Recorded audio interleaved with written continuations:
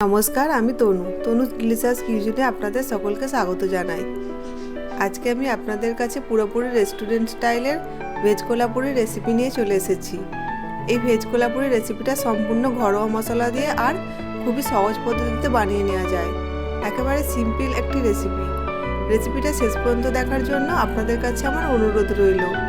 আর আমার চ্যানেলে নতুন কোনো বন্ধু এসে থাকলে আমার চ্যানেলটিকে সাবস্ক্রাইব করে নেবার অনুরোধ রইল। চলুন এবার আমি রেসিপিটা শুরু করি। এই ভেজ কোলাপুরি বানাবার জন্য শুকনো খোলায় আমি কিছু গোটা মশলা ভেজে নেব। গোটা মশলার মধ্যে আমি এখানে নিয়ে নেব দুটো শুকনো লঙ্কা। ঝালটা আপনারা আপনাদের স্বাদ অনুযায়ী দিতে পারেন। একটা বড় এলাইচি, দুটো ছোট এলাইচি, এক টুকরো দালচিনি, 3 পিস লং, 1 টেবিল স্পুন গোটা জিরে, আর 1 টেবিল স্পুন গোটা ধনে, আর দেবো 1 টেবিল স্পুন পোস্ত। এবার সবগুলোকে একটু নাড়াচাড়া করে ভেজে নেব।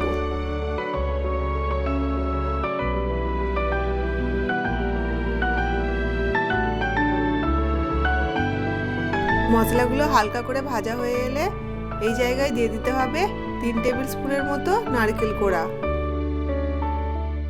নারকেল কোড়াটাকেও একটু মশলার সাথে নাড়াচাড়া করে নেব।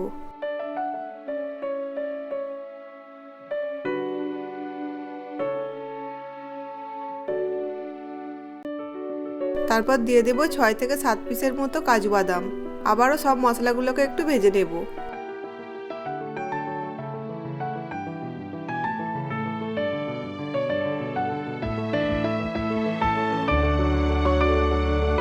মশলাগুলো ভাজা হয়ে গেছে, এই মশলাগুলোকে একটু ঠান্ডা করে নেব।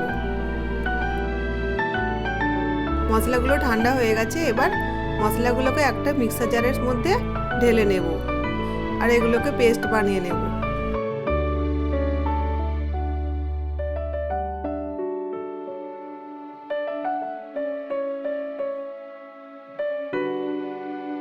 মশলাটার মধ্যে একটু জল দিয়ে ভালো করে মিহি পেস্ট করে নেব।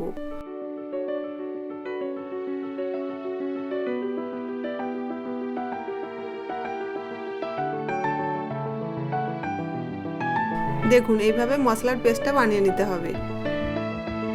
ভেজ কোলাপুরি বানাবার জন্য আমি এখানে নিয়ে নিয়েছি একটা কোচানো গাজর, নিয়েছি কিছুটা কোচানো বিনস, আর নিয়েছি অল্প একটু কোচানো ফুলকপি।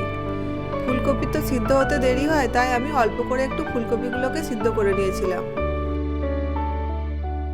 নিয়ে নিয়েছি একটা বড় সাইজের কোচানো ক্যাপসিকাম, আর একটা বড় সাইজের বড় বড় টুকরো করা পেঁয়াজ, আর নিয়েছি কাঁচা মটর। এবার এই সবজিগুলোকে আমি অল্প করে তেল দিয়ে সটে করে নেব।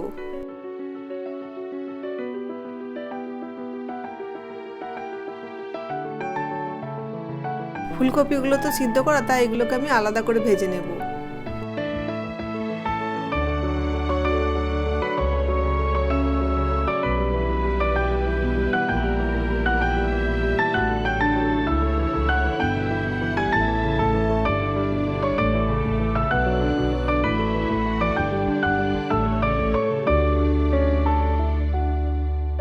এই সবজিগুলোকে সটে করার সময় কিন্তু গ্যাসের ফ্লেমটাকে হাই রাখবেন।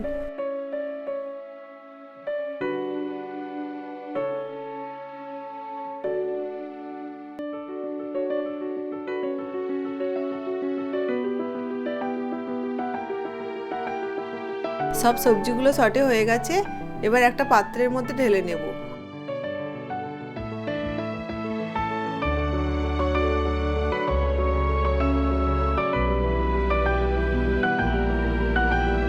এখানে গ্যাসের মধ্যে আমি একটা কড়াই বসিয়ে দিয়েছি। কড়াইয়ের মধ্যে 2 থেকে 3 টেবিল স্পুনের মতো সরষের তেল দিয়ে দেব। আর তেলের মধ্যে দিয়ে দেব এই 1/2 টিস্পুনের মতো গোটা জিরে, একটা তেজপাতা, একটা শুকনো লঙ্কা। তারপর দিয়ে দেব দুটো মিডিয়াম সাইজের কোচানো পেঁয়াজ।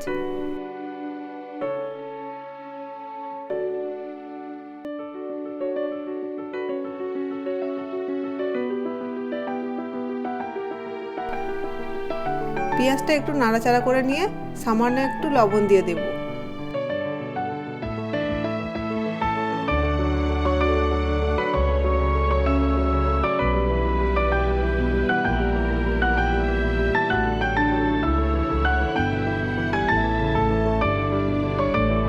পেঁয়াজগুলো ভেজে গোল্ডেন ব্রাউন হয়ে এলে দিয়ে দিতে হবে 1 টেবিল স্পুনের মতো আদা রসুন বাটা আর 3 থেকে 4টে কোচানো কাঁচা লঙ্কা।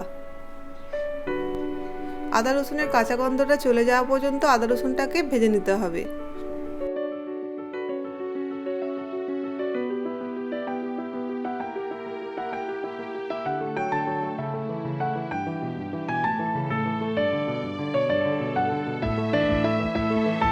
আদা রসুনটা ভাজা হয়ে গেছে।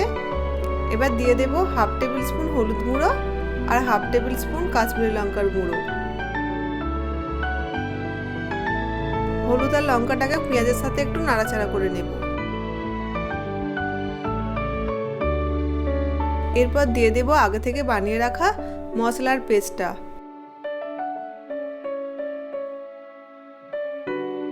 মিক্সারের মধ্যে একটু জল দিয়ে লেগে থাকা মশলাটাও দিয়ে দেব। মশলাটাকে আমি এখানে ভালো করে কষে নেব।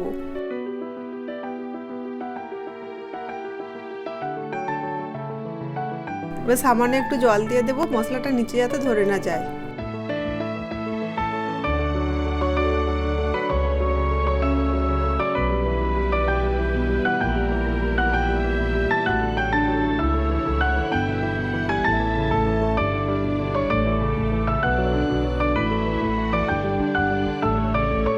মশলাটাকে কষতে কষতে যখন দেখবেন মশলা থেকে তেল ছেড়ে দিয়েছে, তখন এই জায়গায় টমেটো বাটাটা দিয়ে দিতে হবে। আমি এখানে 2টো মিডিয়াম সাইজের টমেটো বাটা দিয়ে দিলাম। টমেটো বাটাটাকেও মশলার সাথে ভালো করে কষে নিতে হবে।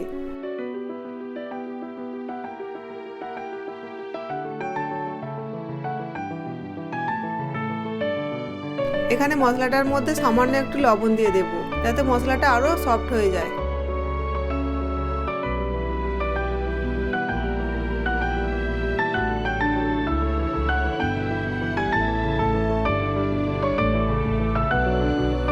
এবার মশলাটার মধ্যে গরম জল দিয়ে মশলাটাকে ফুটতে দেব।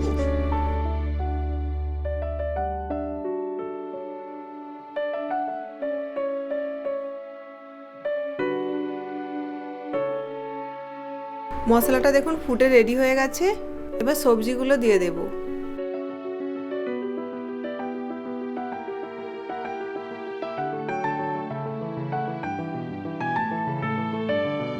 সবজিগুলো সিদ্ধ হওয়ার জন্য আরো একটু গরম জল অ্যাড করব। এবার দিয়ে দেবো 150 গ্রামের মতো পনির।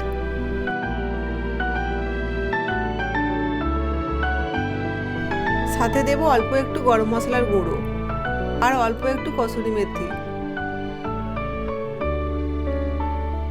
সবগুলোকে একটু নাড়াচাড়া করে নেব।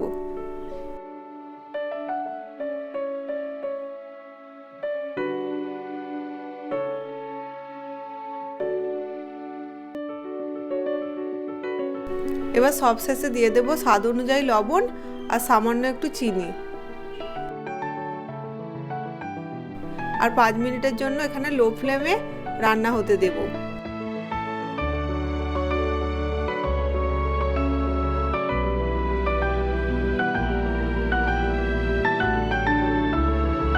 দেখুন ভেজ কোলাপুরি আমার রেডি হয়ে গেছে।